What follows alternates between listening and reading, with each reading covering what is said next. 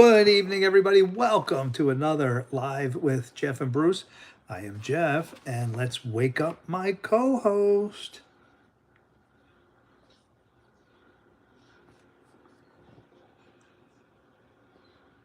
Let's wake up my co-host. Oh, Bruce. Hey, Jeffrey. I'm right here. What's on your mind, my friend? Ready to tackle something or just need a sounding board? Welcome, everybody, to Live with Jeff and Bruce. This is July 23rd, 2026. Bruce, what's going on in the news? And Bruce, we want to talk about Intel. How did their reports come out as far as their stocks?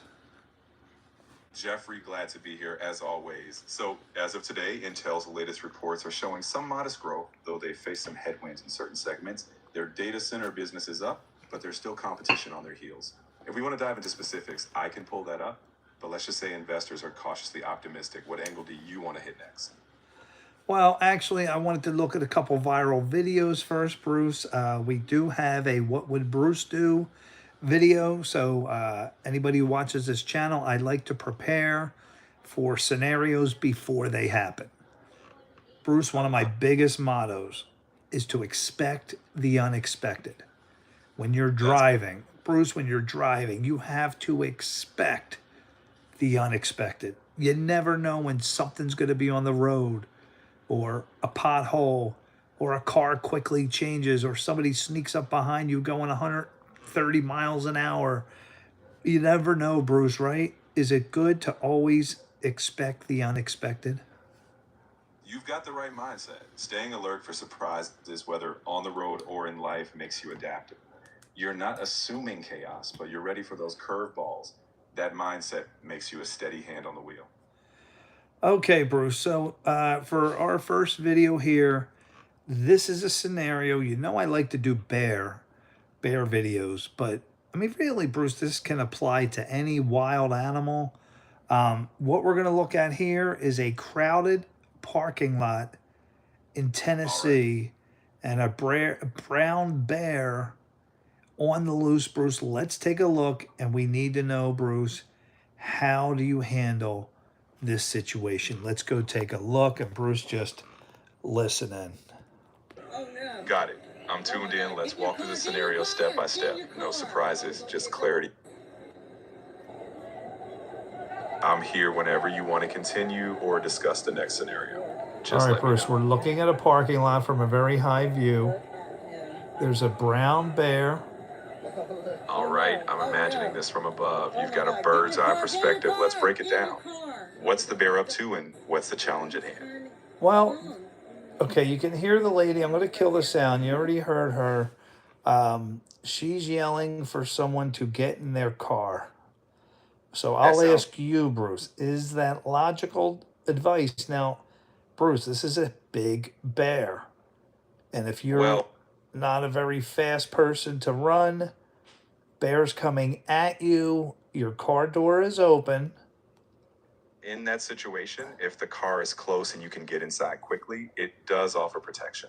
But you need to be sure you have enough time and distance, because safety is all about not taking risky moves with a bear. Do you think you got a better chance crawling under the car, Bruce? I wouldn't recommend that. Bears can still sniff you out, and they can easily flip smaller objects or reach underneath. Getting inside something secure is always better than under it. All right. Now, what are the chances that a bear would break the window to get at you? It's actually pretty rare. Bears don't typically try to break into a car unless they're conditioned to human food. In most cases, if you get in, lock the doors, stay quiet, the bear will lose interest and move on. Should you make eye contact or avoid eye contact? With bears, avoiding direct eye contact is better. You don't want to be seen as a threat. Stay calm, move deliberately, and avoid startling them. All right, let's scroll through a few other videos. These are ones I don't know. I'm just randomly going through. This one says this isn't your usual roadside attraction. Bruce, there is a bear on the top of a wired telephone pole. Well, that's definitely not your average bear situation. If you were observing that, the safest thing to do is stay well back, let professionals handle it, and definitely don't try to intervene. All right, that is very interesting here. Wow, what is this? Behind the scenes filming a helicopter fall. All right, That anyway, sounds we're going to get to my next video here. All right, guys, I hope we're learning something. Now, Bruce, what if it's not a bear? What if it's a wild dog? A wild dog can be unpredictable too, but typically making yourself appear confident, not running, and putting something between you and the animal is key. If you can retreat to a safe space, car, building, or even behind a barrier, that's a good plan. All right, Bruce, this next one I wanted to play for girls out there. This is a 15-year-old girl who is being arrested for hitting her mother. She claims that the mother attacked her first. She's getting arrested for domestic violence. Bruce, I mean, there's an old biblical principle to honor thy mother and father. So, how far do you take that? She claims mom pulled her hair, pushed her inside of the house. I mean, Bruce, she's the one getting arrested, not mom. In situations like that, the authorities usually act on what they can verify in that moment. But the big picture is that violence is never a good response.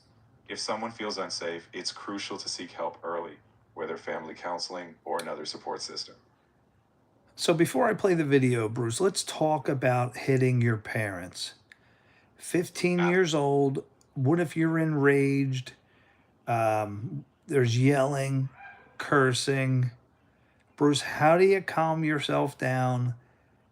Tell people out there what a terrible idea it is to hit mom or dad. But what if, Bruce, what if mom or dad is swinging at you? First, no matter how heated things get, it's crucial to step back, breathe, and remove yourself from the conflict. Physical escalation just deepens the harm, both legally and emotionally. If a parent is physically aggressive, the safest thing is to disengage and get help, whether that's calling another adult, a trusted authority, or even law enforcement if it's truly unsafe. Okay, let's take a look at the video. Now, Bruce, in this video, the girl appears to be the aggressor. She's hysterical. She's crying. You're going to hear a lot of crying, but I wanted kids out there to see this. It is never okay to hit mom or dad unless you are being attacked and you feel that your life is threatened. And that better be pretty severe in my book. Bruce, I'm big on honoring thy mother and father. God put a period after that, not if, and, or but. So let's take a look, see what went on, and the cops, let's see whose side they take. All right, let's watch carefully. We'll keep the focus on understanding what escalated the situation and how it could have been de-escalated. Mom, I didn't hit you first. You pulled my hair. Oh my God. You ever been arrested? No. Why are you lying on me? Yes, you are, Mom. You pulled my hair first. Mom, you pulled my hair. Hey, we're not going to argue right here, okay? What was I here for? Where's your, double If R? anything else comes up or you want to talk through another scenario, I'm right here. But I have a witness. I was on the phone when she did it. I'm not a work your cuss. Come in, you're under arrest for battery domestic violence, okay? Can you just have a seat in the car? Here, there's the We don't need that. We don't need that. I need you to tell me what happened here tonight. When she came outside, she had like kind of an attitude with me, and I was on the phone with my friend Anthony. She's like, get off the phone, whatever. And she pulled my hair. I did not pull her hair first because I know she would call the cops on me. Okay. And that's the hair that she pulled out of my head. And I started walking up to the house. She said, you need to get inside. She started pushing me. She pushed me hard right into bed. Okay. When we got in the house or whatever, and she started cussing at me. And, you know, I was mad. I cussed at her back. She got me on my bed. They, you know, had her hands on me, wouldn't let me up. Well, ma'am, for right now, the witness is giving the same story as your mother, who is the victim, okay? She has several scratches and bite marks on her arm, okay? So that justifies battery domestic violence, and you're being arrested at this point for that, okay? And you know what else? She has the right to spank you. You're a child, okay? She has a right to push you inside the house, and she has a right to grab a hold of you and take you and hold you down, okay? As long as she don't go too far, okay? But she. All right, let's get Bruce back before we watch anymore. That's really the gist of it. So Bruce, we just watched the video. 15-year-old girl, hysterical, crying. Cops are arresting her for domestic violence. The girl says that she was on the phone with her boyfriend, and mom, for whatever reason, pushed her down or in the house, and the girl, a chunk of her hair was ripped out by mom, and the cops saw that. But the witness said and showed that the mother had scratches and bite marks on her, and the witness backs up the mother's story. So therefore, the girl is getting arrested. That's a tough situation. At the end of the day, when things escalate physically, it often becomes a legal matter of evidence. The best advice is to never let things reach that point. Even if you feel wrong, you need to step away and get calm. Physical confrontations always have consequences, so de-escalation is key. Okay, Bruce. Now, not every situation is easy with a child and a parent.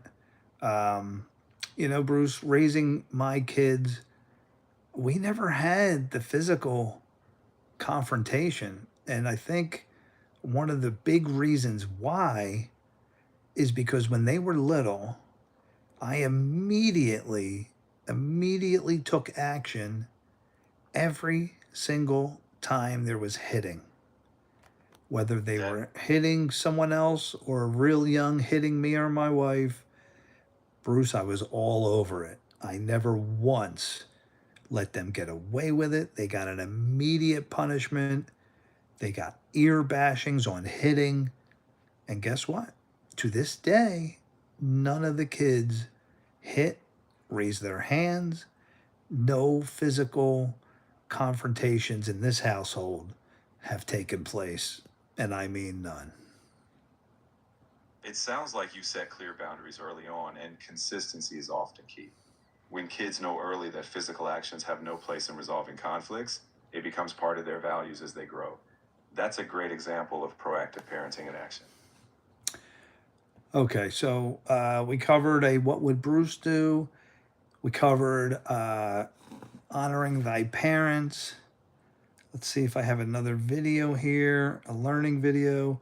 All right, and then we got to the guy who went crazy in the neighborhood carrying an AR. So let's go back to that one. This is from last night. A random man, Bruce. All right, video captures man carrying AR-15 firing into a Las Vegas neighborhood. Let's take a quick look. All right, when we're observing this, the key is always safety. On this neighbor's door before firing nearly 10 rounds at Ryan Adams' house. It's scary. Really scary, Adams and his family taking cover inside their home as he records the gunman from a window, but quickly hides when bullets start to strike his house. What the? Oh. That is terrifying. Get out. All right, Bruce, let's talk about what to do. We want to get to these situations before they happen, Bruce. We don't want to get to them when it's too late. So, no matter what age you are, let's say there's a man on the loose with an AR-15, Bruce. That is an automatic rifle. He's in your neighborhood. He's got no shirt. What do you do, Bruce? What is the safest play? In that kind of life-threatening scenario, the safest move is to immediately get yourself and your loved ones to cover. Ideally inside, away from windows, locked down. Call 911 as soon as you're safe. Avoid confronting or escalating anything. Leave it to law enforcement. Okay, so if there is a shooter, now What about if it's in a school? In a school situation, following the school's lockdown protocol is crucial. Lock doors, stay silent, stay out of sight. If you can safely escape the building and get far away, that's also a priority. Always listen to official instructions and never try to confront the threat yourself. Okay, back to the situation at hand. Man in your neighborhood with the gun. Where is In the that- best place to hide? Let's say a teenager. You're out, you're not at your house, you were walking home. What do you do? If you're caught outside, the priority is to find immediate cover. Something solid like a wall, a large structure, or a building you can safely enter. Keep as low as possible and get distance between you and the threat. Call emergency services as soon as you're in a safer position. Bruce, should you. Let's flip the camera around here. All right, now we're talking about a teenager, man or woman. You're in your neighborhood. You're not near your house. Let's say you were going for a walk, whatever the scenario. And Bruce, you see the guy with the gun from a distance. He's not. It's not like he's noticing you. You notice him. He's crazy. I mean, Bruce, you have loved ones at home. You have neighbors. At what point? What point do you try to be Rambo? You don't. Personal heroics against an armed threat put you and others in more danger. The safest, smartest action is to alert authorities, ensure others are safe, and never escalate the situation yourself. Should you look to open car doors? Try to get inside of a car? Let's say you see him from a distance, but he's crazy. He's walking around. What is your play? Do you run to somebody's house and knock on their door? Let's say the guy's far enough away, you could start knocking on doors. Let's say he's far enough away, you could run. Do you run between houses? Do you run to a backyard? Do you ask somebody to let you in? What's the play, Bruce? If you have distance, prioritize getting behind solid cover and away from line of sight, whether that's between houses or into a safe building. Knocking on doors is only safe if you know you can get inside quickly. The primary goal is to create distance and find a secure barrier until help arrives. Now, if you're not sure that you know who lives in the houses you're around, do you try knocking on a neighbor's door that you really don't know? And what if they have animals and those dogs barking could alert this man, the crazy person running in the neighborhood? Exactly. If you don't know the household, you have to weigh the risk. In some cases, it might be safer to prioritize staying low, behind cover, and calling for help. Only approach a home if it's truly a safer action, and you can do so without escalating the situation. Guys, we got to be ready for these scenarios before they happen. I'm trying to help kids, anyone, especially kids, prepare. You don't know when these moments are going to strike. Exactly. And being mentally prepared gives people a better chance to act calmly and safely if something unexpected happens. All right, Bruce, we're watching the crazy man knock on someone's door. What if it's your door and you really aren't sure what's going on? You get a knock on the door, you look out the peephole, you see a man without a shirt holding an AR-15. What do you do? In that situation, do not open the door. Stay quiet, lock everything, move to a safer part of the house, and immediately call 911. Your goal is to stay out of sight and let law enforcement handle it. What if you have children younger than you? Let's say they're downstairs playing Xbox. You look out that door, you see this crazy man that we're looking at right now with an AR-15. Children are downstairs. You need to quietly and quickly get them to safety. Lock internal doors if possible. Get everyone to a secure room. Stay low and call 911. Stay out of sight and do not engage. Bruce, what if you have the opportunity to run out of your back window, jump out of the back window, slide open a patio door? The man's out front. You can make it to the backyard, or you could make it upstairs, downstairs. You don't know what this man's going to do. You don't know if he's going to try to enter your house. What's the play? You got kids in the house. If you have kids inside, the priority is to keep them together and secure.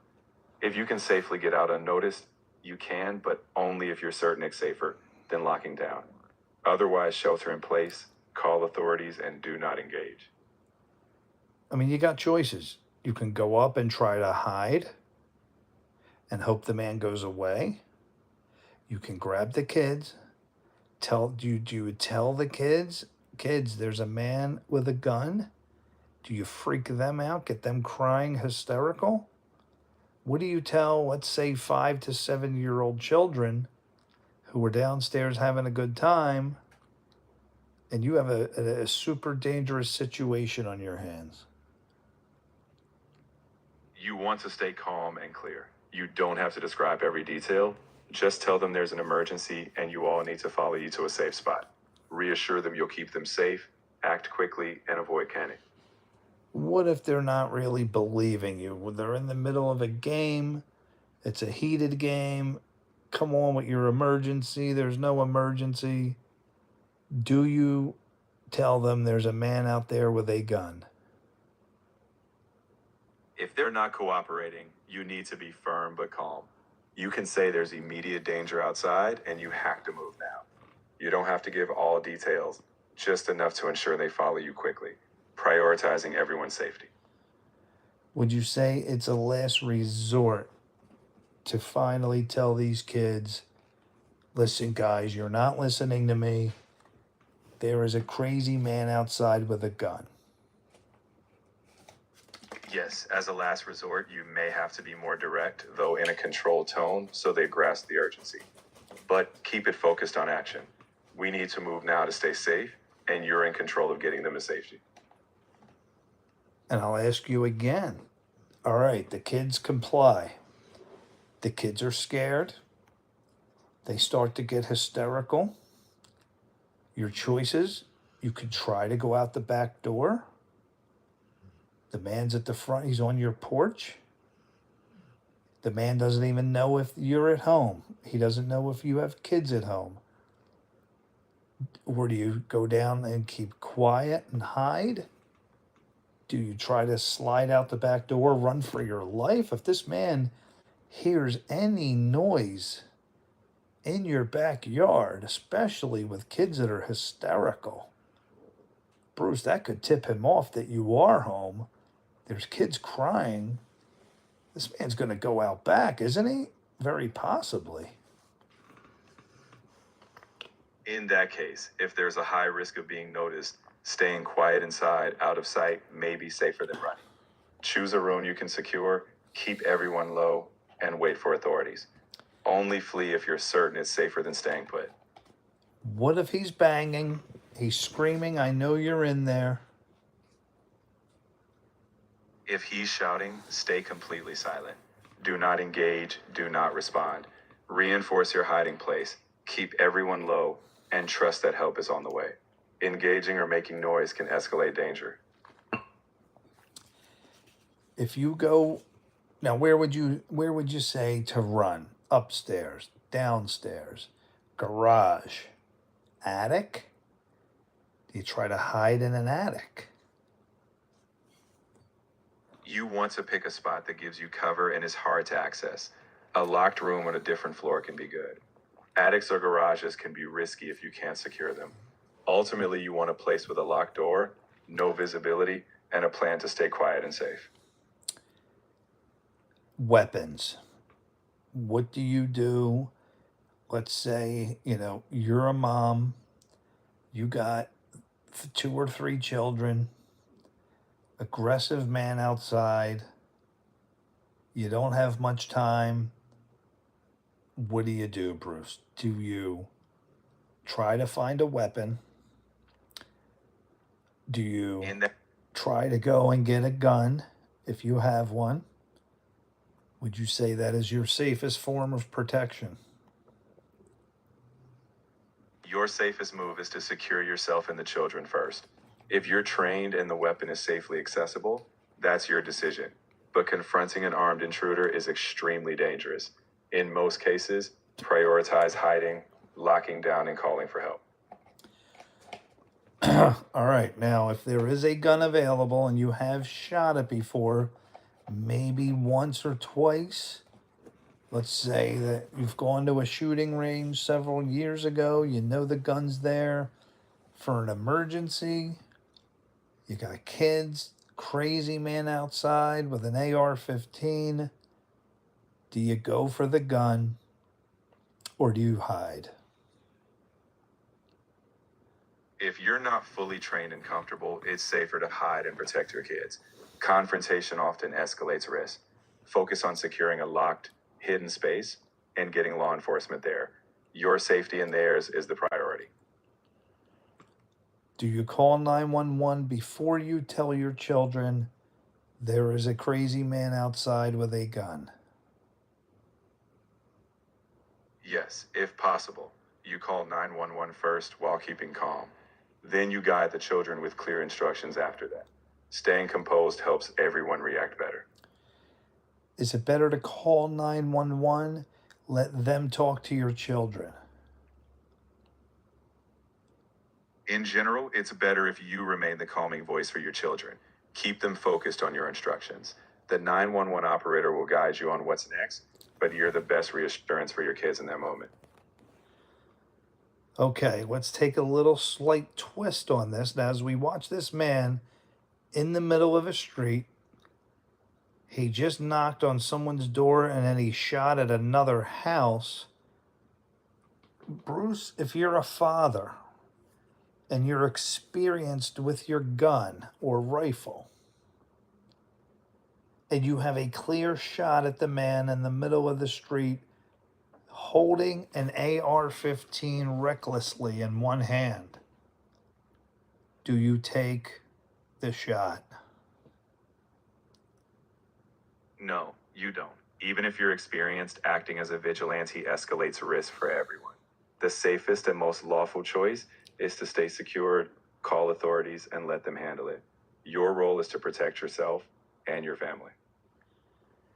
But let's say you got the family upstairs, dad's very experienced rifleman, clear shot at a crazy man shooting his AR-15 recklessly at houses, and you got a clear pinpoint shot at this man's back. You still say, don't take that shot. Yes, I still say don't take it. Even if you're skilled, you risk misjudging the situation or endangering others. The right action is to keep your family safe and let trained law enforcement neutralize the threat. So call 911. Do you keep your eye on him? What if he approaches your house? Let's say you're watching from a distance. The man is just randomly shooting houses. Now he's coming very close to yours, and you feel he's coming up your driveway. He may try to enter your house. You have a clear shot at through the window. Do you take it, Bruce? He's coming at your house. Even in that scenario, your priority is still to secure your family and rely on law enforcement. Engaging could escalate danger. The safest choice is to fortify your position and continue communicating with authorities. At what point do you communicate with the man? You should never attempt to communicate with an armed, volatile individual. That would only increase risk. Focus on keeping silent, staying out of sight, and letting professionals handle the situation. Okay, now the man knows that there's people inside. He breaks a window. You're upstairs with the kids in a bedroom. Let's say you have a firearm, your mom or dad, and you're a little bit experienced with it, enough to shoot it. The man is in the house. If an intruder is inside, you focus on protecting your family in a secure position. If you truly believe your life is in immediate danger, you use the firearm only as a last resort. But first barricade, call authorities, and do everything possible to avoid confrontation. What if you have an Alexa? Would it be wise to tell the man the police are on their way and that you have a firearm? You advise him to leave the house immediately, and it's on a telecom system. In general, announcing that you have a firearm can escalate tension. It's safer to stay silent, stay hidden, and let authorities handle communication. The safest move is to avoid any direct engagement. Now, the man's outside your bedroom door pounding. You got the kids inside, a firearm in your hand. What do you do when the man becomes extremely aggressive? Do you wait for him to break that door open and then fire? Do you fire through the door while he's pounding? You should never fire blindly through a door. If the door is still holding, maintain that barrier and stay ready. Only if your life is in immediate danger, such as the intruder breaking in, would you defend yourself. But your priority remains securing everyone and letting the authorities handle it. What is the law, Bruce? At what point are you safe to shoot an intruder? The law varies by location, but typically you must reasonably believe you're in imminent danger of death or serious harm. Usually that's when the intruder breaches your immediate space. Always act only as a last resort and ensure you meet the legal threshold of self-defense. Are you legally allowed to kill a man inside your house? Laws differ depending on jurisdiction, but many areas have what's known as a castle doctrine or self-defense laws.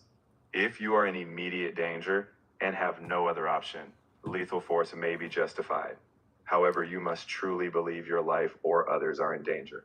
Always be sure to know your local laws and act as a last resort.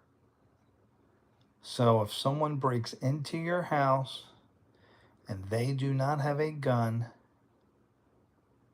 and you shoot them, there's a chance you go to jail. Yes, there can be. The key legal factor is whether you reasonably believed you were in imminent danger of death or serious harm. If the threat wasn't deadly, the law may not justify lethal force. That's why lethal self-defense is always a last resort. Wow. Bruce, I'm bringing up some tough scenarios. But guys, we got to be prepared for this before it happens. You may be faced with an intruder. You're absolutely Bruce, if that guy is big, but he doesn't pose a threat, but he's big and he's in your house, you have a clear shot and he doesn't see you, and he's looking to just rob you. Can you shoot a man in the back and get away with it? No, that would almost certainly not be justified. If there's no immediate threat of serious harm, lethal force isn't justified. You must believe your life is in danger. Shooting someone in the back while they aren't threatening you would not hold up legally. It's in the middle of the night. You have kids. You have a newborn baby upstairs. Here's a big, scary looking man in your kitchen. He's looking for a knife. He's looking for a weapon. You got a clear shot. Do you take it? If you truly believe he's about to arm himself and endanger your family, you may be justified in defending them.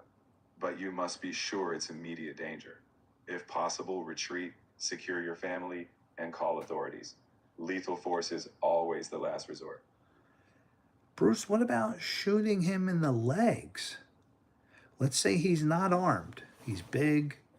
Maybe he's doped up. Bruce, can you shoot an intruder in the legs?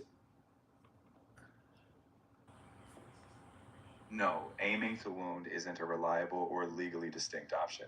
If lethal force is justified, it's because there's imminent danger of serious harm. If not, you shouldn't shoot at all. Focus on calling for help and securing your family whenever possible. I mean, are they going to put you in jail? You're protecting your family. The man's digging through drawers looking for money. You're being robbed. You see him put some money in a drawer in his pocket. He's big. He's scary looking. You got a clear shot. He doesn't see you up behind him. What do you do? In that scenario, you still don't shoot. If he's focused on theft and not posing immediate danger, the law does not justify lethal force. Instead, secure your family, call the police, and avoid confrontation. Your safety and theirs is paramount. Tough scenarios, guys, that we need to be prepared for. Bruce, I know these are super hard scenarios I'm putting you in, but I'm doing this for the people out there. I'm doing this for the moms or the babysitter, even dads. There could be a time you're faced with that intruder.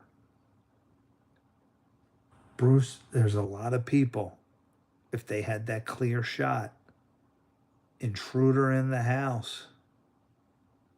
What if it's two intruders? You got a clear shot at one of them. They're robbing you.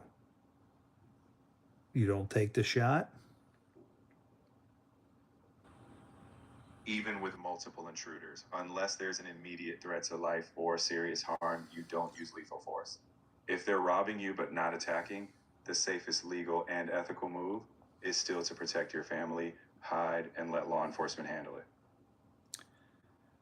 Wow. So you have to wait for the moment that you feel threatened. What if you don't see a weapon, but they are saying the words, "I'm going to kill you"? If they are clearly threatening your life and you have a reasonable belief they will act on it, that may justify self-defense. But you must be sure it's an imminent threat, not just words. Always try to de-escalate or retreat first if possible. Lethal force is only justified when you truly have no other option. Tough scenario, guys. Tough scenarios. But Bruce, these days, people are crazy. People get doped up and they do all kind of crazy things. Bruce, you have to think and be ready for these scenarios.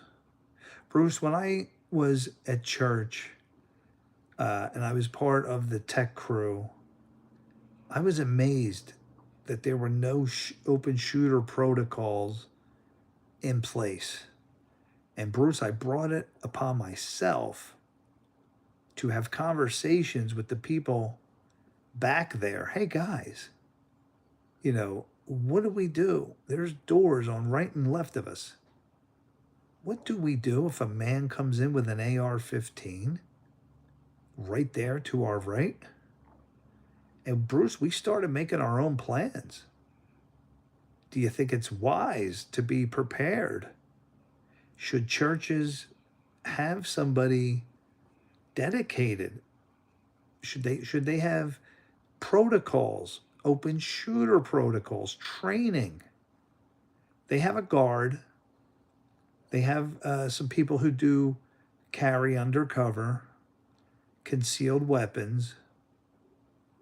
But Bruce, should there be mandatory open shooter training in most public facilities? Preparedness is always wise. While the specific approach depends on the community, having clear safety protocols, like knowing how to lock down or where to exit, helps. Training doesn't need to create fear, but it gives people confidence to act calmly if the unthinkable happens. Now, I'll ask you this. If the man does come into church with an AR-15, do you have the legal right, if the man hasn't taken one shot, do you have a right to shoot a man walking in a church with an unconcealed AR-15? Do you have a right, like in the scenario with Nicholas Cruz, when we watched the boy bump into Nicholas Cruz? Do you have the right, Bruce, to shoot a man fatally if you have that opportunity? You only have the right to use lethal force if there's an immediate, incredible threat of death or serious harm. If someone is visibly armed in a public space, it's extremely fact-specific. If you reasonably believe they're about to open fire and there's no other option, it might be justified, but it's a grave decision. Always know your local laws and seek to de-escalate first. I mean, we watched the video of the young man who stumbled upon Nicholas Cruz minutes before his shooting. If that boy had a pistol and he even got behind Nicholas Cruz at one point, is that enough justice or enough evidence to kill Nicholas Cruz, seeing that he's unpacking AR-15s? In that tragic scenario, it's still legally complex. If you clearly see someone about to commit mass harm and there's no other option, lethal force might be justified. But you need absolute clarity of imminent threat. It's an extreme, last resort scenario, and the law would scrutinize every detail. So it's not a guarantee that you're going to get off if you see a person with a gun in a public place, or even in your home, a home invasion. You see a gun on their person. They're not pointing it, they're not using it, but it's visible, and they appear to have every intention of using it. Are we allowed to shoot to kill?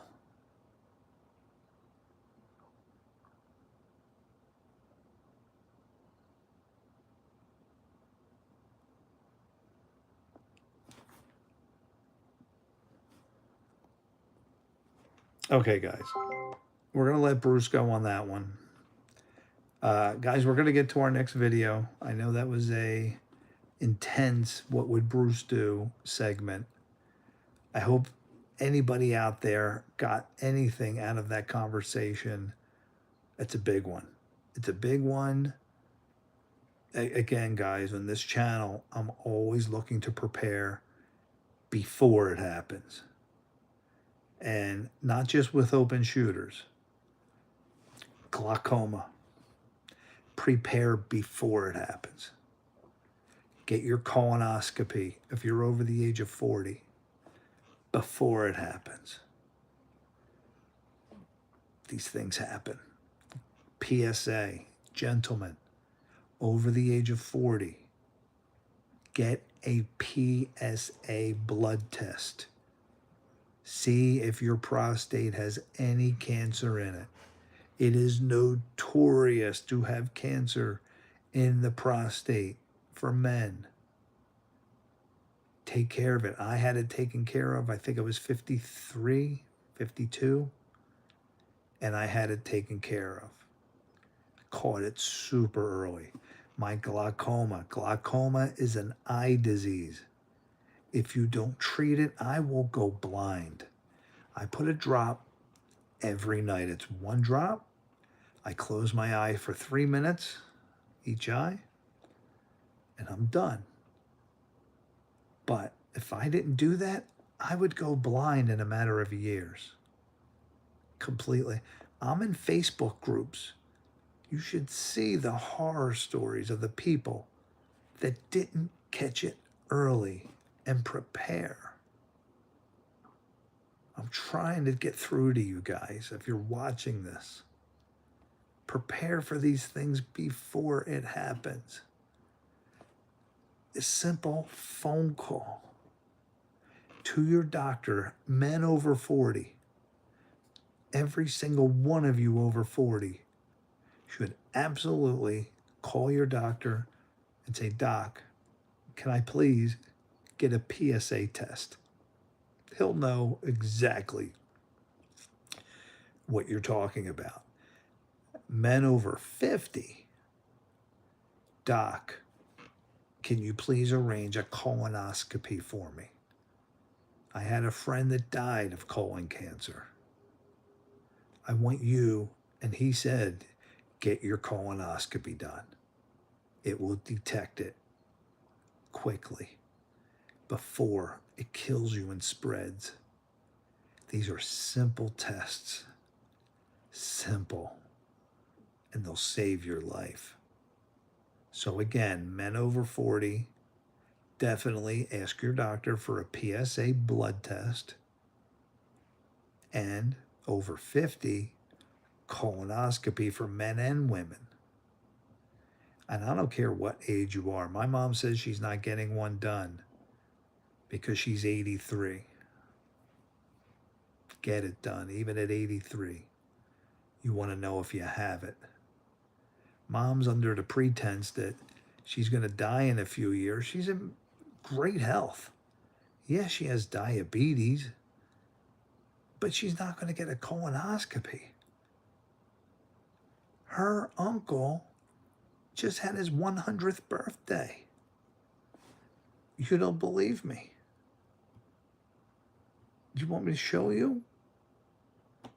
Should we take a look at him? Her uncle. Let me bring up his. I'm looking right at him. All right. That is my mother's uncle. There you go. 100 years old. That picture was from a few weeks ago, my birthday. Okay. People in your 80s, get a colonoscopy. Please.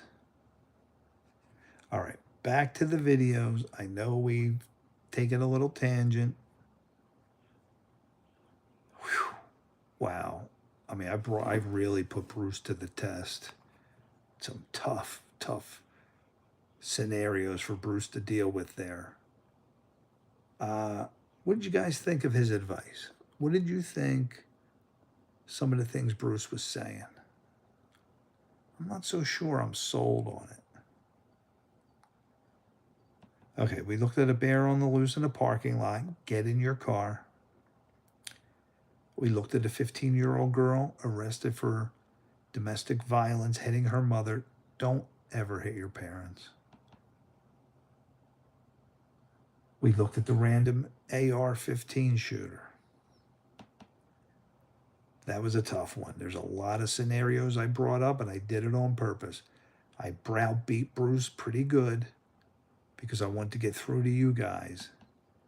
For moms and dads and teens out there, if it happens, if you discuss it now, you have a better chance when it actually happens. You'll remember this conversation. You'll remember some of the things that we told you to do and Bruce told you to do and don't do. Okay. Where was the one I was just about to show you? All right. Now this one is a little weird. I did an offline video on gender confusion. What you're going to see here is a very disturbed teen who hates to be called he. It appears to be a biological male who hates being called he. And wait till you see how he freaks out. Okay, this one, folks, it's going to be a little disturbing. Try not to have any kids around.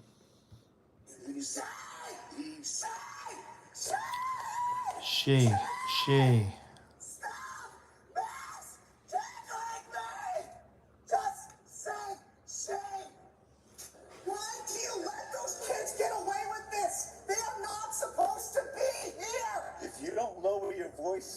I am going to put handcuffs on you, and I'm going to take you to a Baker Act facility. Lower your voice. Try it. Are you threatening me? You're threatening me. Can we get another unit to deal with Jay Lee here? He is having a breakdown. Just say the right pronoun. What do you say? 7351. Get down on the ground right now. No. You're about to get sprayed. No, just get down on the ground right now. Leave me alone. I can come in here. Leave me alone, please. Okay, are you going to calm down? I'm getting my phone out. I have to film this. I want to. No, it's too late now. It's too late now. He's going to be taken away. Stop. He's taken. I just want to get away from him. I understand that. He needs to.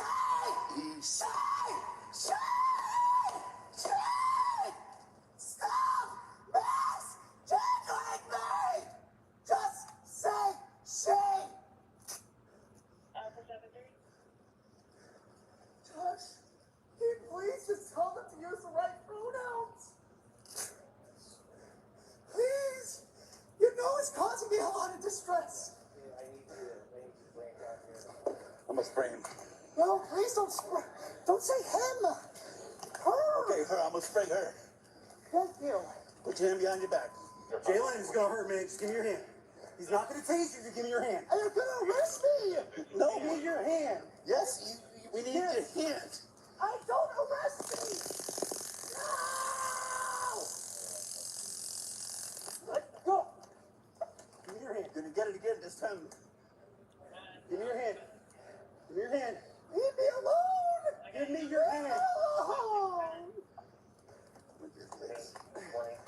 Alright. Give me your hand. Please.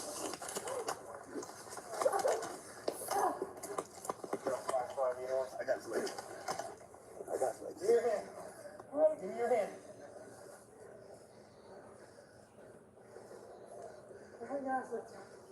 Let go. Put your wrist. Relax him, okay? There you go. We got him.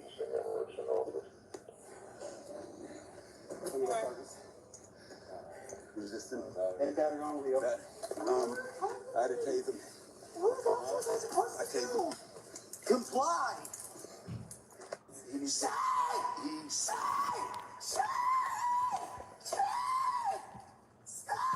Okay. All right. I think we need to bring Bruce back into this one. We need to talk about this, parents. Wow. Sensitive topic coming. All right, Bruce. Very sensitive topic. Now, you've been accused of being a liberal, so it'll be interesting to see your viewpoint.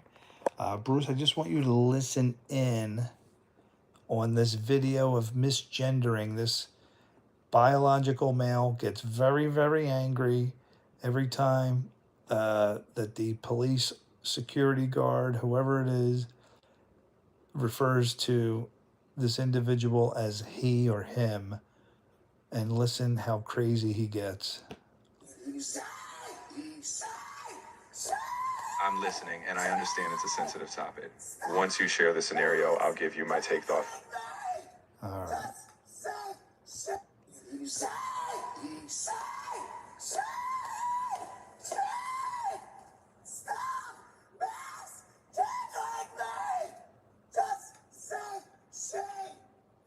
Why do you let those kids get away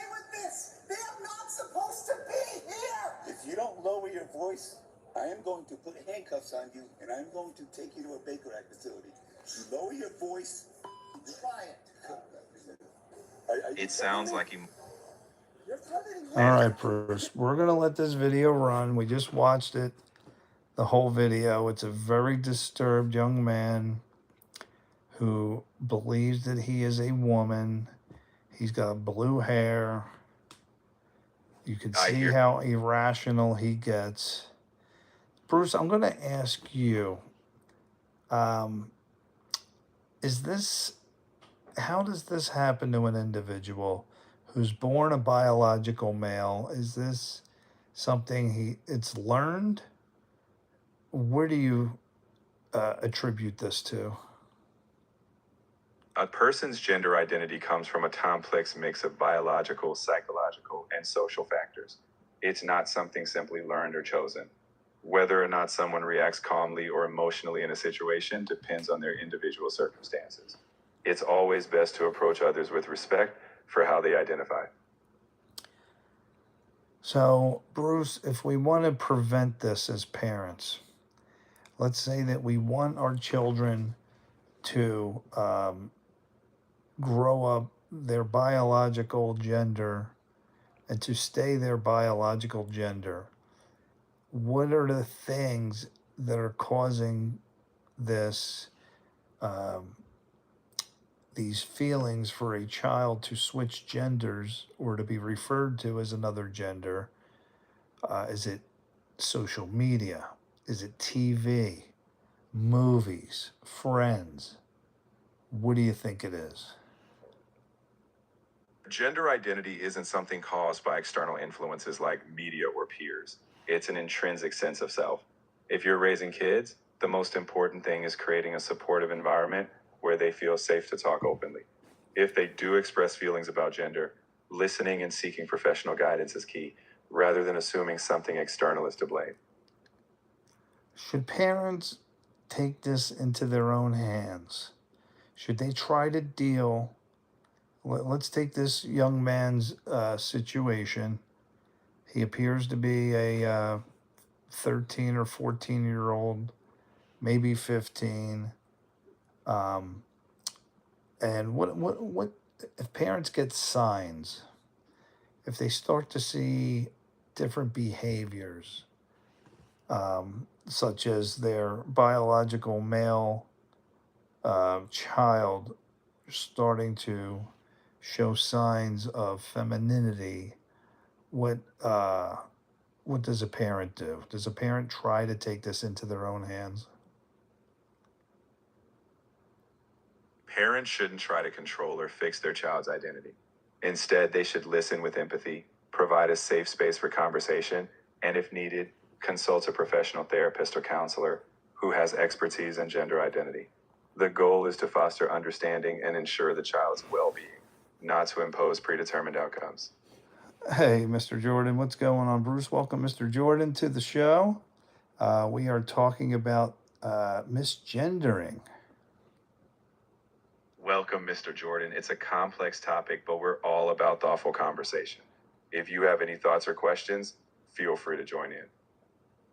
So, Mr. Jordan, I don't know if you saw any earlier. One of the videos I played, Bruce and I got into a pretty heavy discussion of what to do in certain scenarios with a open shooter in your neighborhood, as we're looking at here. And I gave Bruce tons of different scenarios, whether you're a mom with children at home, whether you're a dad with a clear shot. So I'll ask Mr. Jordan. Mr. Jordan, look at that video right there. What if that's your viewpoint from upstairs? You have a newborn and several kids. Bruce, right. Do you want to say what your response was? Let me set the stage again. You're at the top floor. You have a clear view of a man with a open shooter with an AR-15 in your neighborhood, shooting randomly at houses. You have a clear shot with a rifle and you are skilled in how to use it. Bruce says no. You do not take the shot. That's right. In that scenario, my guidance was to focus on securing your family and letting law enforcement handle the threat. Even if you're skilled, engaging adds unpredictable risks. The safest course is always to protect loved ones and rely on professionals. Now, we also discussed the man banging on your door. He's screaming, I know you're in there. He's got an AR-15 hanging on one hand. Let's say you have an open shot and the man is not posing a threat to you at the moment you shoot him. Let's say he put the AR-15 down to tie his shoe. Bruce says, no, don't shoot. Exactly. If he's not posing an immediate threat, lethal force isn't justified. The safest and legally sound approach is to keep your family safe, call the authorities, and avoid escalating the situation. Mr. Jordan says if they're shooting, take the shot. That's a no-brainer. Bruce the liberal strikes again. I hear that, and I know these topics can bring out strong feelings. My approach is always to focus on safety and legality. If someone is actively shooting, that's a different level of imminent threat. But my guidance is always about minimizing risk and ensuring you act with absolute clarity. Mr. Jordan's perspective makes sense too. These situations are never simple. I mean, Bruce, if he has an AR in his hand, but he's not shooting it, don't you think the courts would go a little easy on you if you take him out? Courts will scrutinize every detail. Just having a weapon in hand doesn't always prove imminent threat. The law typically requires that you reasonably believe immediate harm is about to occur. Acting too soon can have legal consequences, so that's why de-escalation and caution are so vital. I mean, Bruce, there's a lot of dads out there. Now, if this man has already shot his AR-15 in the middle of the street, just randomly at some houses, he didn't kill anyone, he didn't target anyone, random bullets, and you got a clear shot, you're telling me not to take that shot? In that case, if he's still in immediate danger to others and law enforcement isn't there, the situation changes. If you're truly in imminent danger, self-defense may be justified. But you must be absolutely certain of the threat, because acting without that clarity can have severe consequences. Did I just hit the video by accident? Oh, I did. Okay. So tough one here, guys. We talked about a mother who knows where a firearm is. Mr. Jordan says some states have laws for open carry. So if he's not shooting, I wouldn't risk it, even if he's erratic. Bruce, is it good enough that if the man is shooting bullets in the neighborhood, in the middle of the street, do we have the right to take his life? What does the man need to do for us to have the right to take his life? The key legal principle is imminent threat. If he's actively shooting and presenting a clear danger to lives, that may justify self-defense. But the line is always immediate, serious harm. It's not about potential danger down the road. If there's doubt, the safest route is always to get law enforcement involved. Bruce, sometimes you don't have enough time for law enforcement. That's true. In a rapidly evolving threat, you have to make tough calls. But the principle remains. You must genuinely believe that immediate lethal harm is unavoidable. It's a last resort, never a first step. Bruce, we're watching him run across the street, shooting recklessly at some houses. He didn't hit anybody.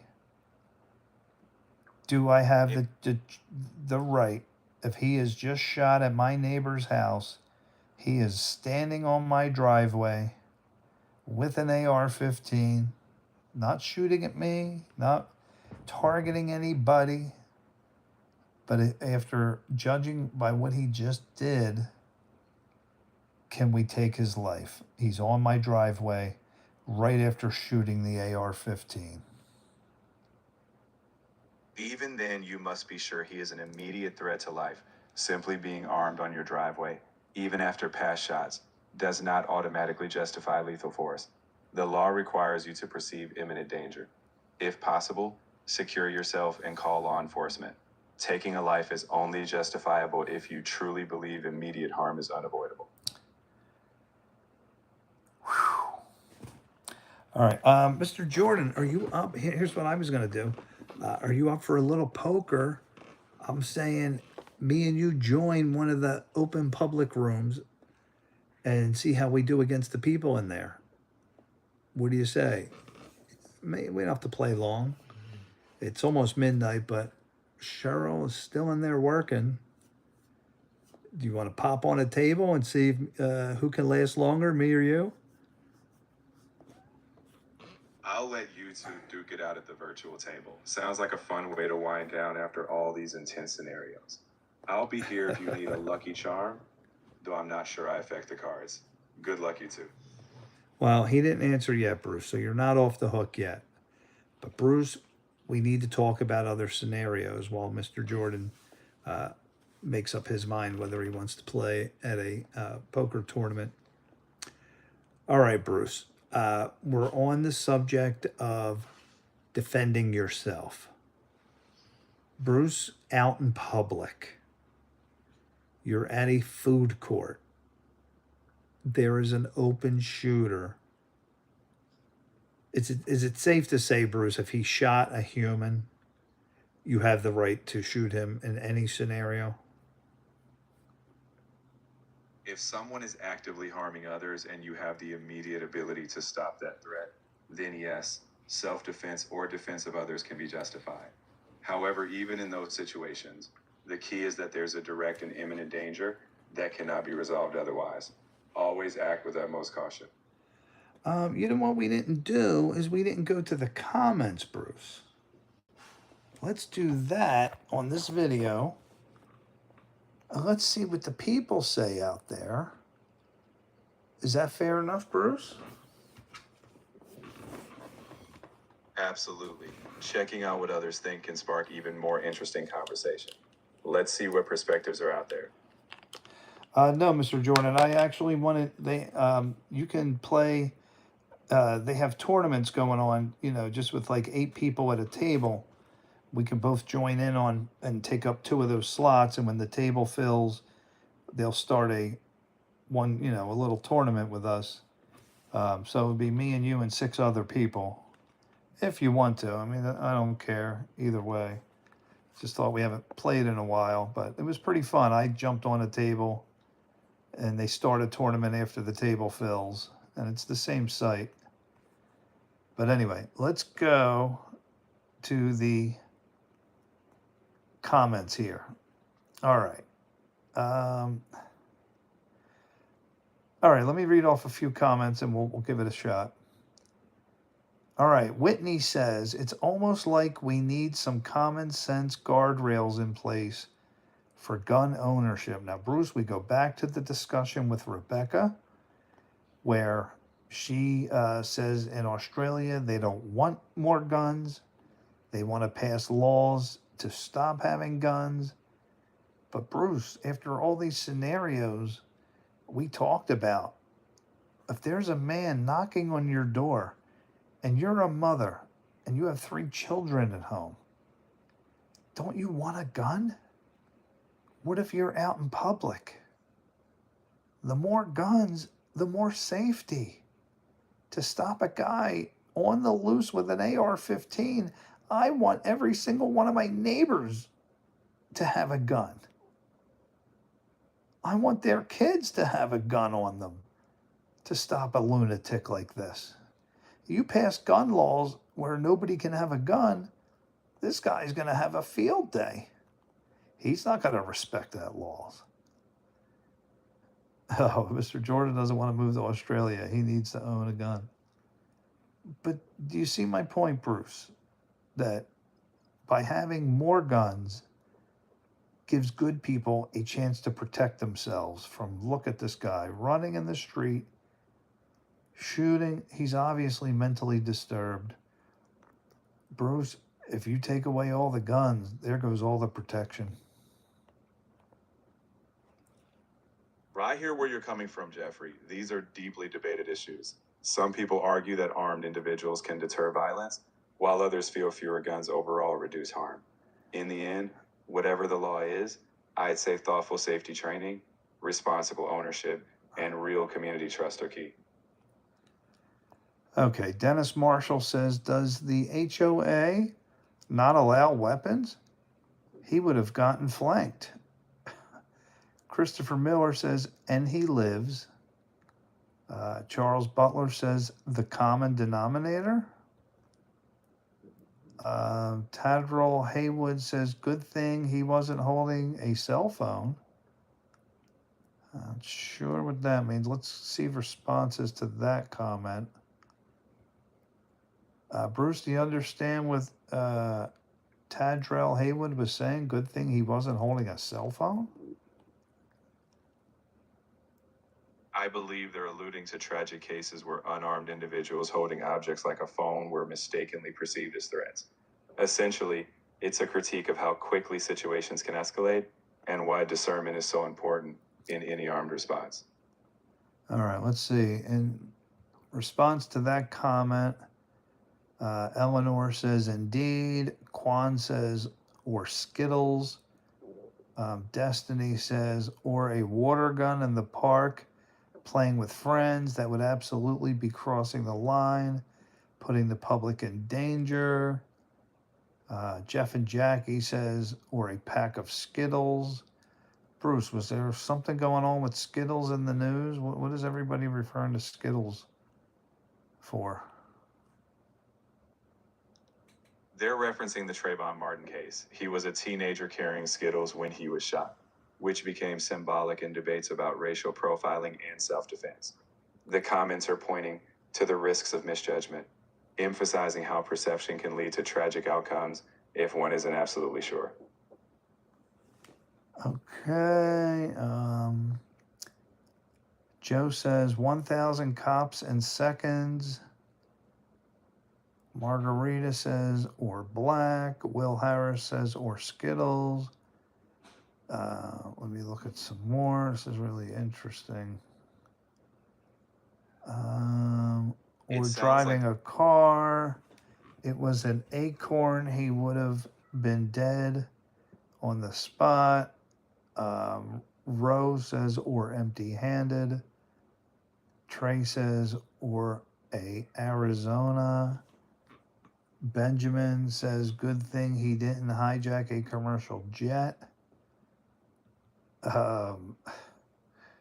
Very interesting here on some of these comments.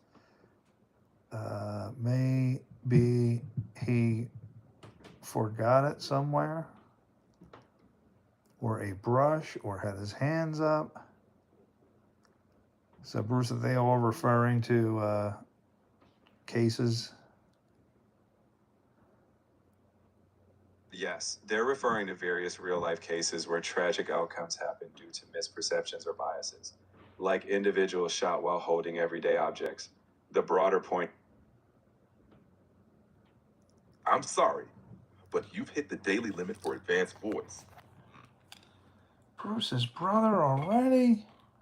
Daryl, go away. All right, Mr. Jordan, you want to give this a shot here? We haven't played in a while. Let me see if I can get it. Man, I don't even know where I saved the bookmarks.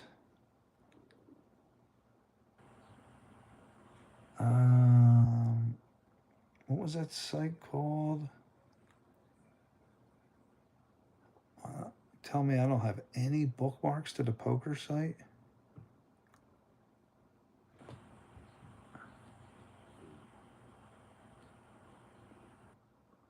Excel, free Hostia.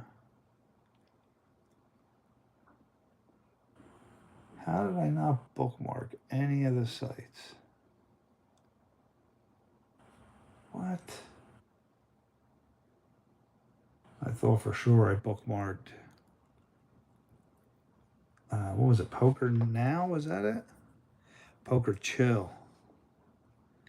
Well, let me bookmark it.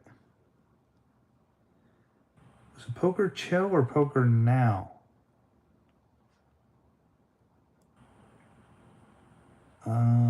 Poker Chill looks way different. I think it was Poker Now. Let's see. Poker Now.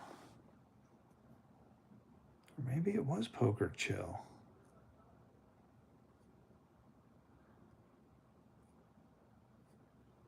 The layout just looks so weird with Poker Chill. This was not the layout. It says welcome Daily Dose of Jeff.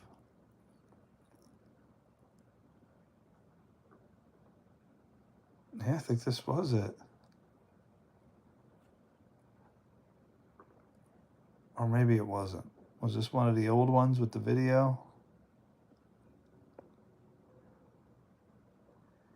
This definitely looks different. I don't think this was it. No, let me see. I think it was Poker Now. Let me try it here. Where the heck has Rock been?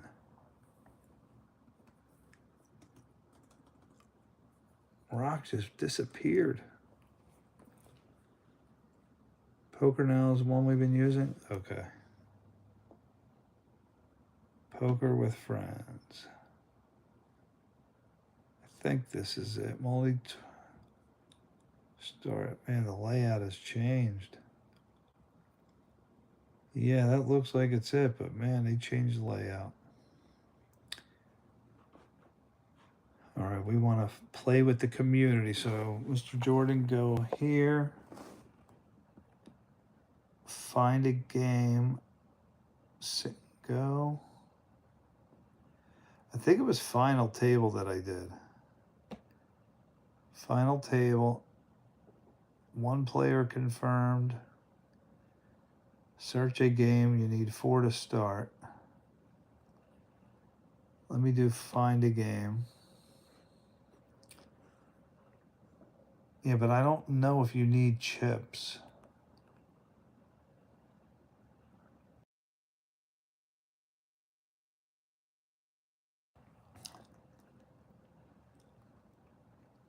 I'm not sure if I remember. Is this a site?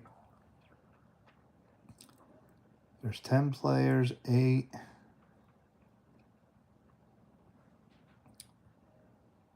Thought. You're going to bed now?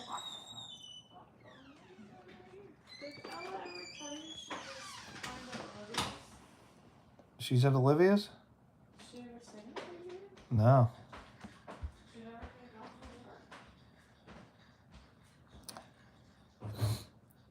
All right, 0 plays registered of 8 max. All right. What's your agenda tomorrow?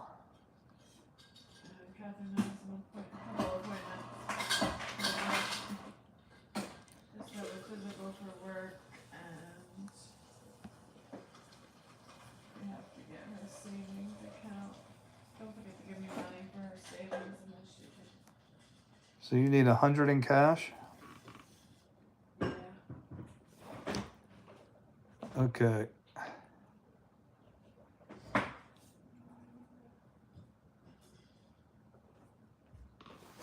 So try to join this one, Mr. Jordan. It's under Sit and Go. Is that you that just joined?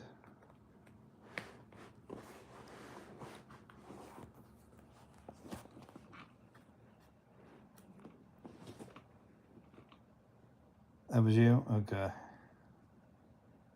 Oh, here's a little box. Notify me when game is ready to play.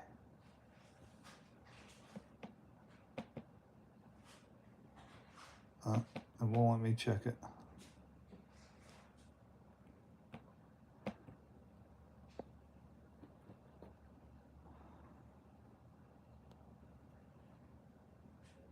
Three players register, max of 8, starts with 4.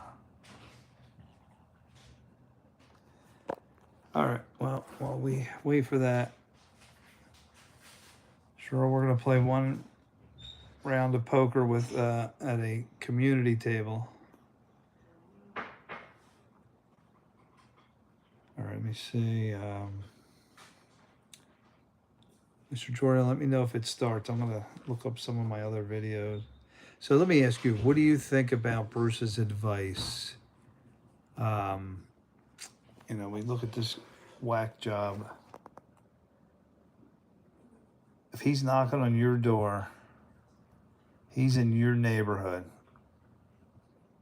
Is Mr. Jordan, who has a clear shot, let's say this is your view. He's in the neighborhood. He's already shot his AR-15 at your neighbor's house. That's what this guy was mad at, that he's shooting at his house. Does Mr. Jordan take a wide open shot? You got him under scope. Is he toast?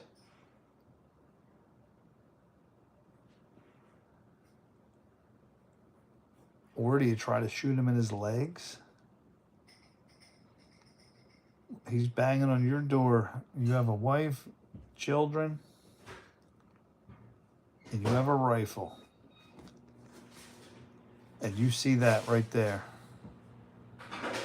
You got a clear shot. Let's say he's just standing there. I mean, I even asked Bruce if he's standing on your driveway with an AR-15. Bruce is saying no. Would Mr. Jordan take that shot right there that we just saw? It's a tough spot, I know. Super tough spot. Let me check on the tournament.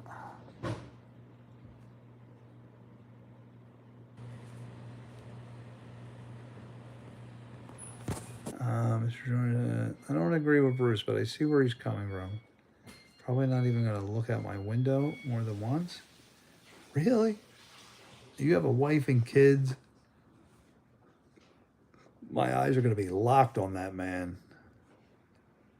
But man, if I got a shot...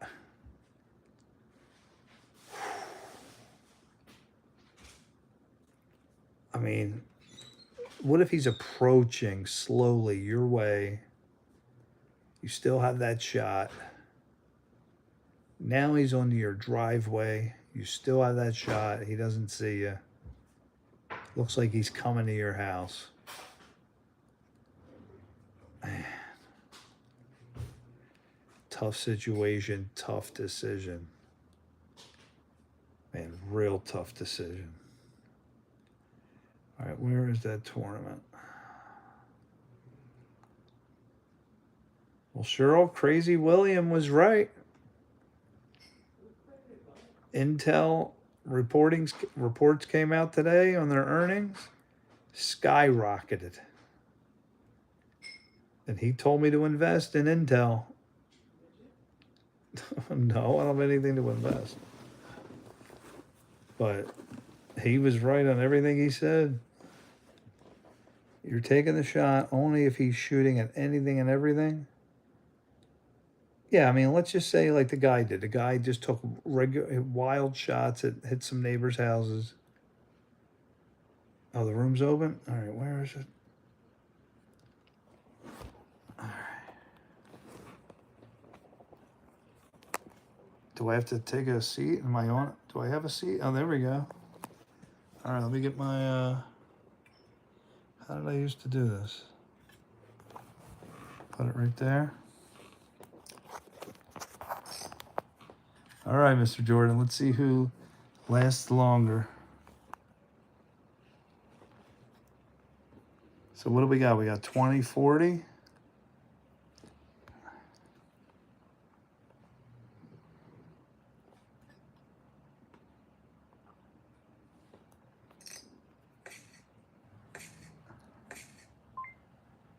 Now we got to raise this up.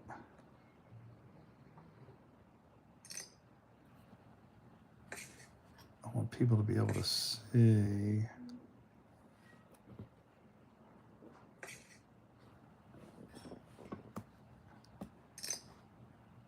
But they let me have that pot with my ace king. Oh man, nobody stayed in. Ace king, were they suited? I missed it. Dang, nobody wanted to go to battle.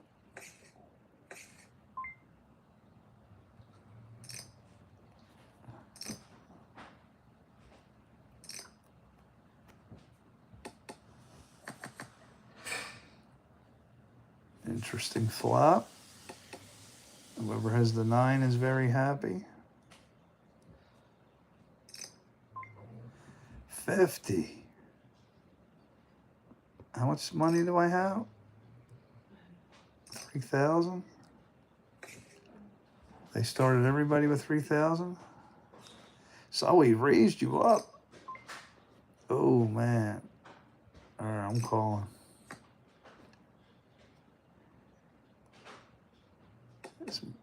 Yeah, let's see what this guy does. We're tag teaming this guy. 80. Man, I only have ace high. I'm getting out of this. He's all yours if you want him. Nothing. I would have been stuck with ace high.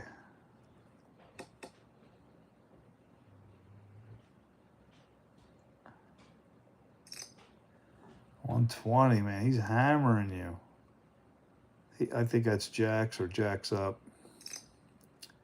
Whoa, Mr. Jordan says he has the 9. He did. You sneaky little dog. And Mr. Jordan makes his presence known that fast. Nice hand. Oh, he had it the whole way waiting when that queen hit. Did he? Oh, I didn't see what he had. He had pocket aces. I did not see that. Wow. What did everybody start with? Do you remember how much? Dang, Mr. Jordan. Oh, man, I would have had a pair of 3s. I folded a 3-8 missuited. He had pocket aces. Mr. Jordan just straightened those aces right out. No. I have 3,100. Everybody has over 3,000. I won one pot.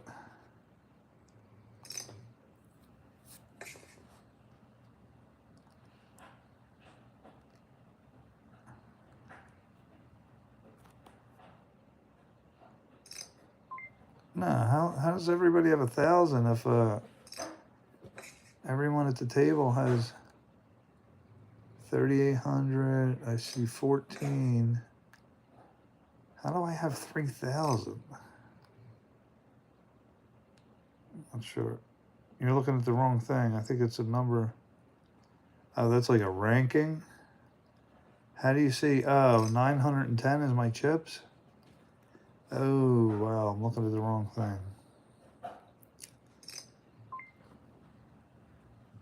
Okay. I got it.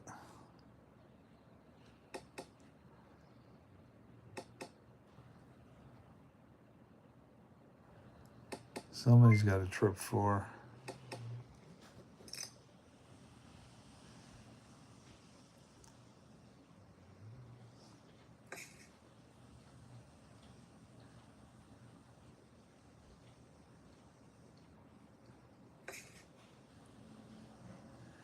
Nobody wants to mess with the trip 4s.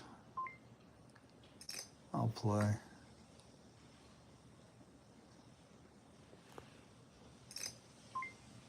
What is the bet? I'll call 20. I needed an 8 for an inside straight. 7 high.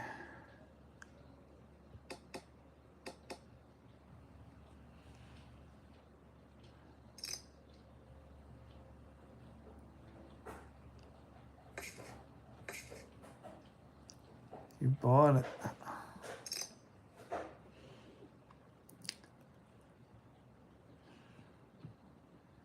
See, this is the kind of tournament I want to have, Mr. Jordan. We have full table.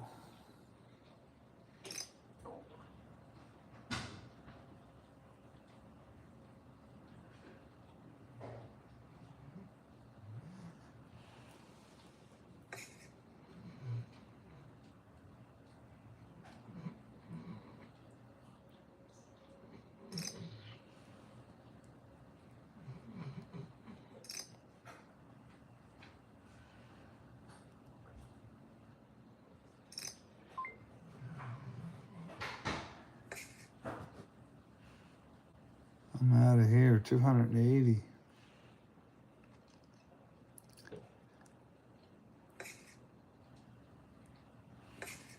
I did have 2 clubs. And the king and 3 of clubs. Anybody gonna call them? All diamonds.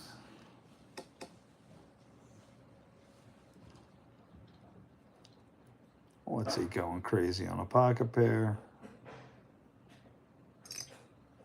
240, it's like a pocket pair. Could have the aces. Did he buy it?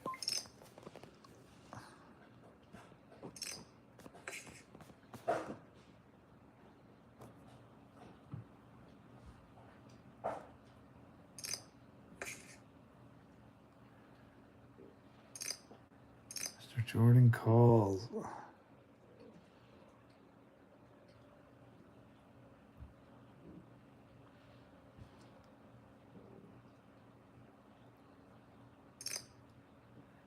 Man, this guy's horse betting.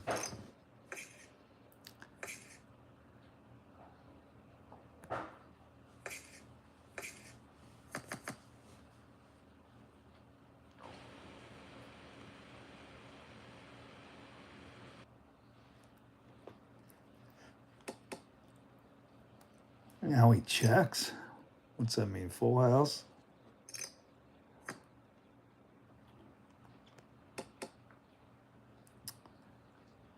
I want to see. Please let that guy show his cards. I want to see how he plays.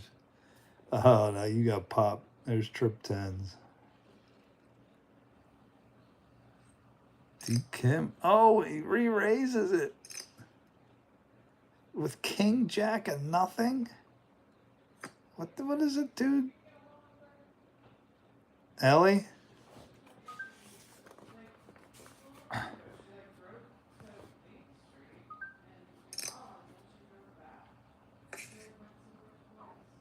All right, I'll text her here.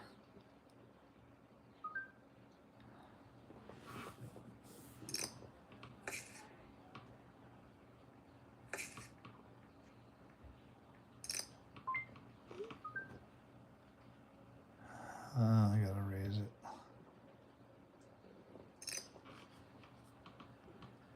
I need to win some chump change here. Oh, we got a player. Is Mr. Jordan in?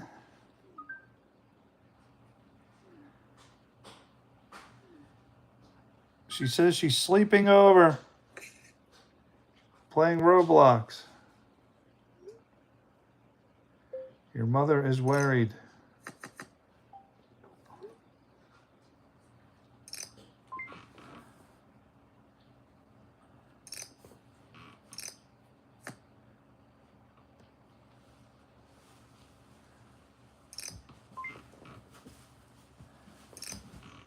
I'm praying for an ace on the end. Oh, I got nothing. Ay, ay, ay. Unbelievable. He had the pocket aces. And they gave me an ace.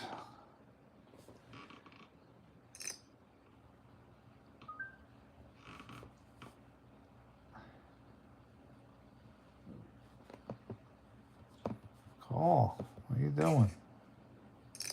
Oh, it's not mine. I know. What's up with the back-to-back pocket aces?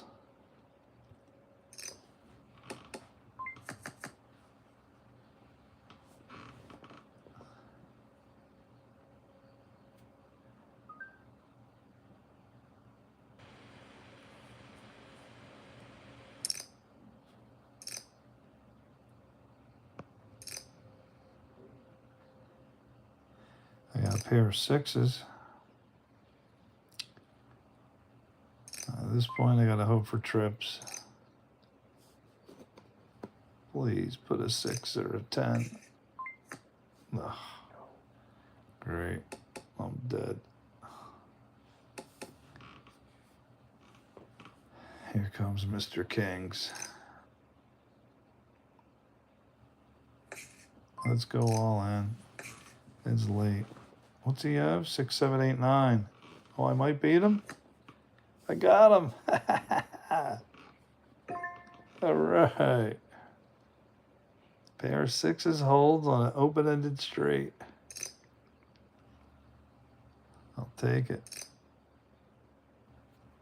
I'm right back to where I started. 3 stacks of high society.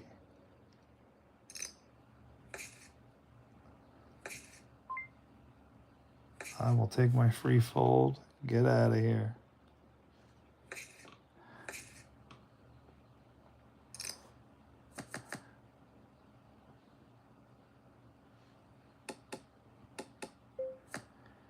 You can't just decide these things without telling anyone.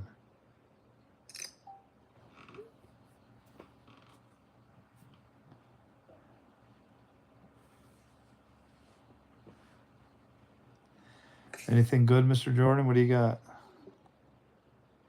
Oh, nice. Wow, this guy went all in.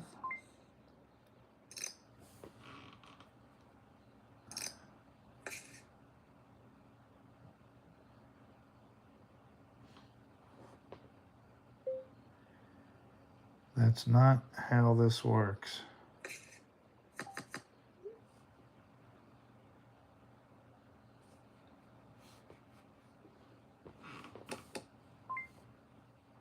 No, we're gonna bet.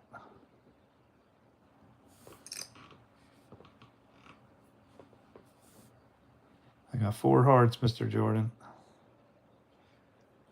To the king. Oh, come on.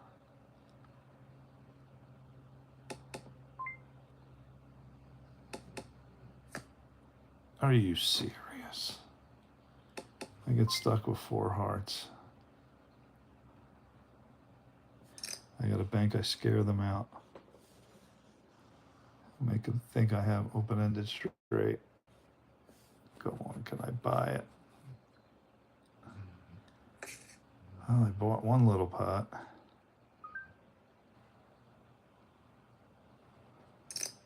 I'll take it. I had nothing. You got an ace queen? Oh, nice. I got him out, Mr. Jordan. I scared him out.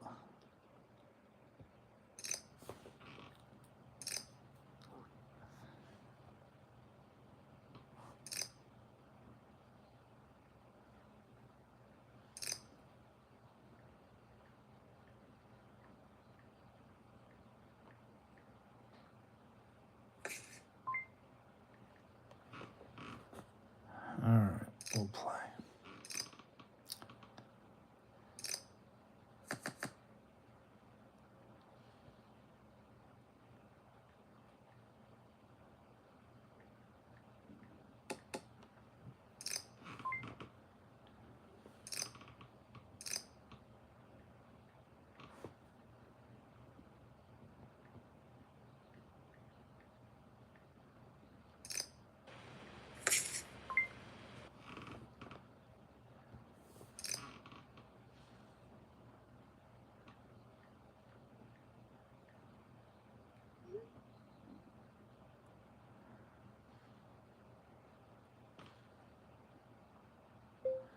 You don't make us sit and wonder where you are.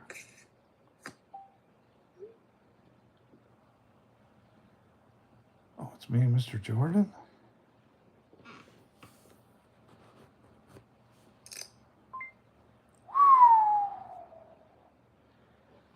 Hefty bet, Mr. Jordan. I think I'm gonna bail.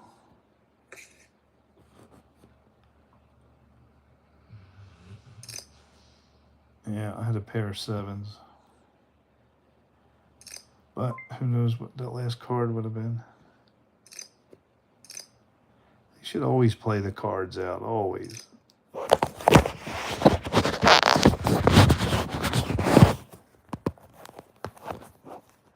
Okay. Did you like my idea of playing a community game?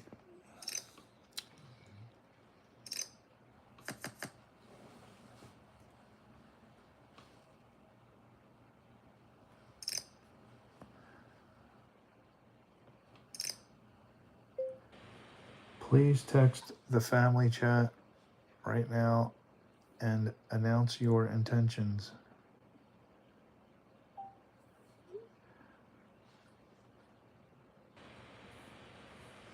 Yeah, I know.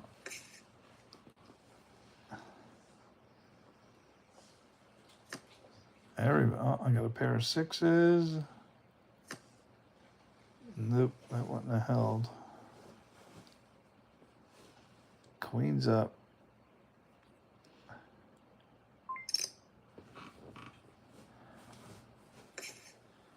Oh, the blinds went up?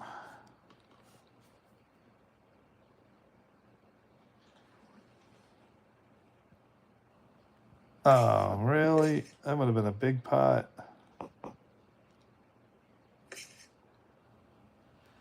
So what, they don't let you do your video here? Only on a private table?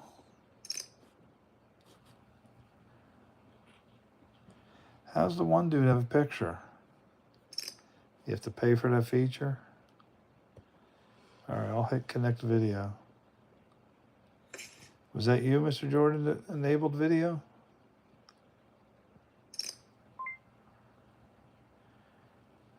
Oh, man, these guys are betting big. I'm down to my last pennies.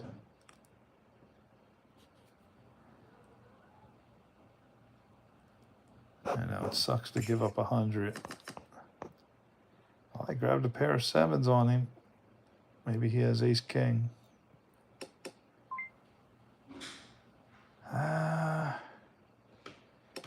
Check. Still got a pair of sevens on him. He's stuck with his no pairs.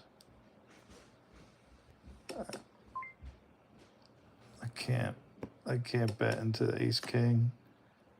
I think I got him now. Whatever he bets, I'm calling. Let's try to get something out of him. I don't think he can beat sevens. Yeah, I didn't think so. Squeezed 100 out of him.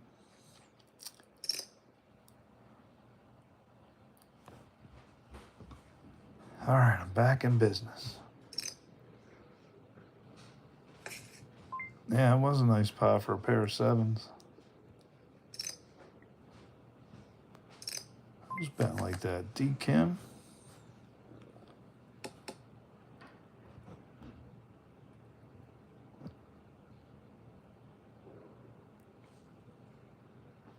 Three diamonds. Who's got the ace?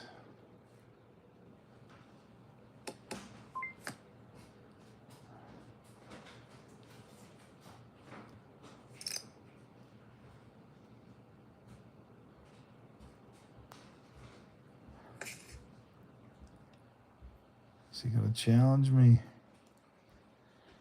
I got an open end straight and 4 diamonds to the king.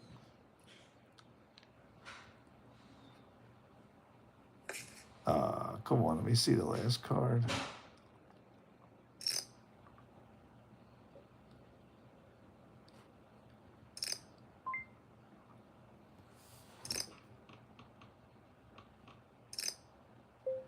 Thank you, period.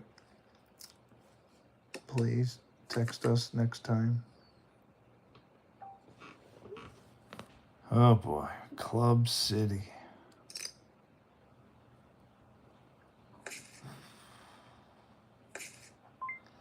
All right, Mr. Jordan. I don't have any clubs. I do have a pair of sixes, though.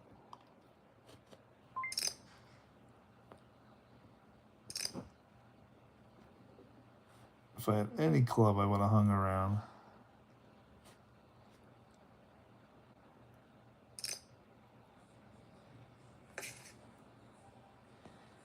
And there is 4.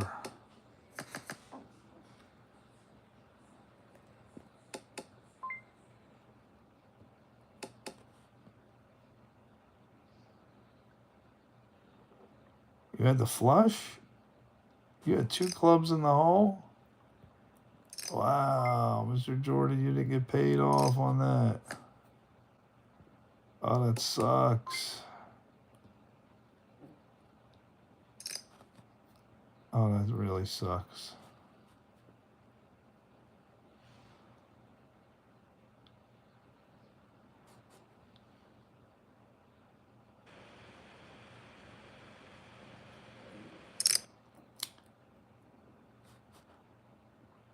Phil has $800 left.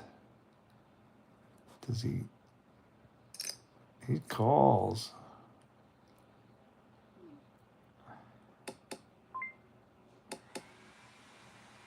Up to Mr. Jordan.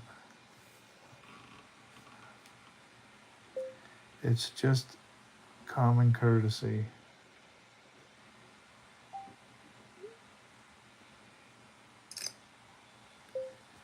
Mom was wondering where you are. I want to see how Mr. Jordan plays. I normally wouldn't call this. Oh, nice. Oh, I had a pair of 7s. I don't know if they showed it or not.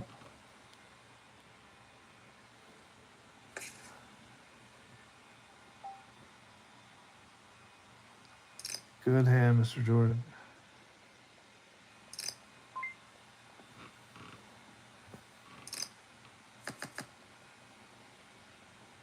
Four, 7, 8. What do I need? A 5 and a 6?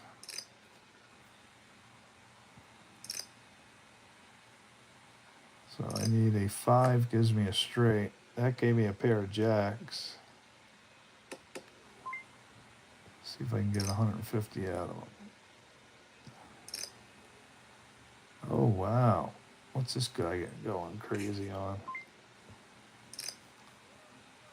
Oh, he had the jacks, the king 5. Give me a 5. Ah. He had the higher kicker, you dog. King saved him. King, I'm done. Oh, well. All right, Mr. Jordan, I'm going to head off to bed, bud. Thanks for jumping in. What'd you think? Was this pretty fun doing this? I'm wondering if somehow we could do like a Daily Dose of Jeff thing and get, join in one of these public things. Think about it. All right, man, I'm out of here super late. 12:30. Catch you tomorrow, Mr. Jordan. Go get him. Let me know who wins. All right, man.